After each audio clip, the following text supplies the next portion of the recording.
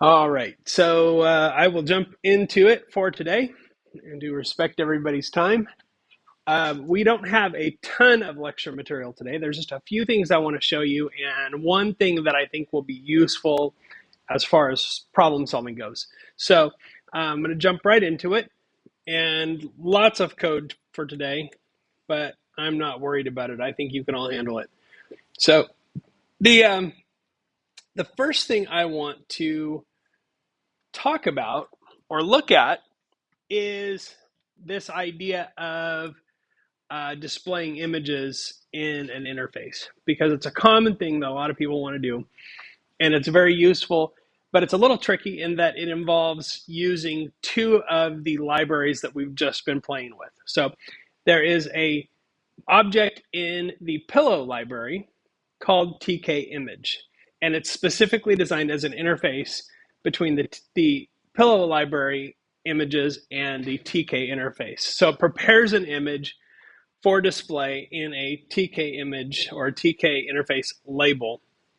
And so if we scroll through, and I've got a little program here, but you can see here up in the import statements, we're importing TK, we're importing file dialog, and then we have the following from the pillow library: image, image TK, image filter, image enhance. Image TK is the only one that we didn't cover last week because we hadn't covered TK yet. It doesn't really make sense.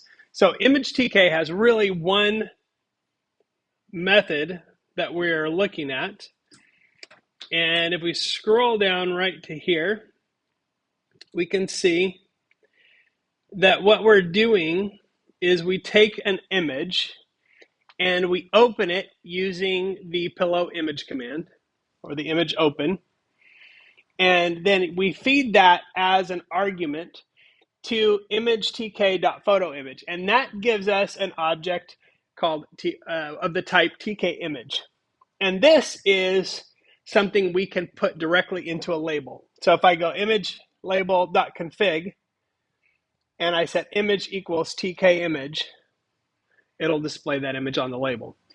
Now, one thing that we did not cover last time was the use of config. And the way that works is this allows you to change any of the options for any TK widgets after it's already been created. So once you create a label, you can change the text, you can change the color of the text, you can change the background color, anything about that label. If you use imagelabel.config, and then you just pass it the named argument with the value that goes with the argument, you can change that thing. So if I have a label that contains a different image, I can update that image. If it contains nothing, I can add the image. If it contains text, I can change the text. Literally anything. And it's the same argument value that you would use. So this 3 lines of code basically takes a pillow image object, converts it using image tk.photoimage to a TK image type, and then it displays that in the label. Okay, and these two things are a bit redundant in that what this does is it takes care of different versions of TK that may be running on the machine, but imagelabel.config updates the image. This does the same thing, imagelabel.image.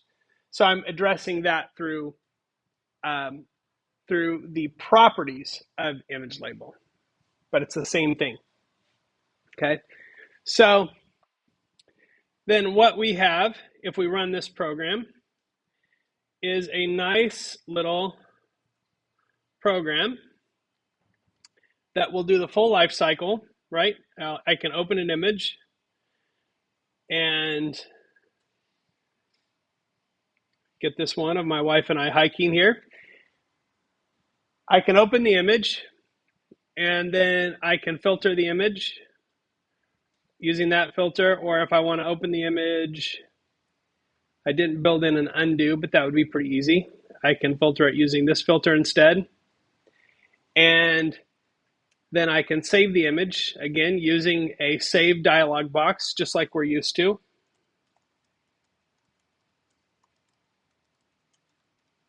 So if I save that to my desktop,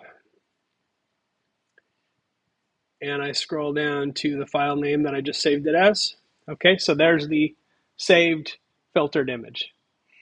So that's a pretty succinct little program. It'd be easy to add other filters or do other things to it. And I can even, if I want to, I can even filter the filter. But what it's using here, I'd have to change it a little bit, because what you can see here is that it's starting from the original image each time.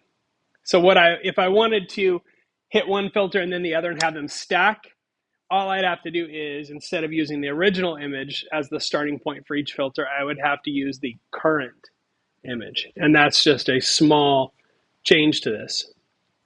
But that's just sort of an example of an app that uses the TKImage stuff. So you can see in here, I've got all of my pillow stuff in the functions there. And then for the display image, I'm using TKImage to show that. And then, of course, I've got my functions here for saving the image and that sort of thing. But it's a pretty simple program, all in all, considering that it does some pretty cool stuff. And so that is TKImage. I just wanted to give you a quick review of how that can be used.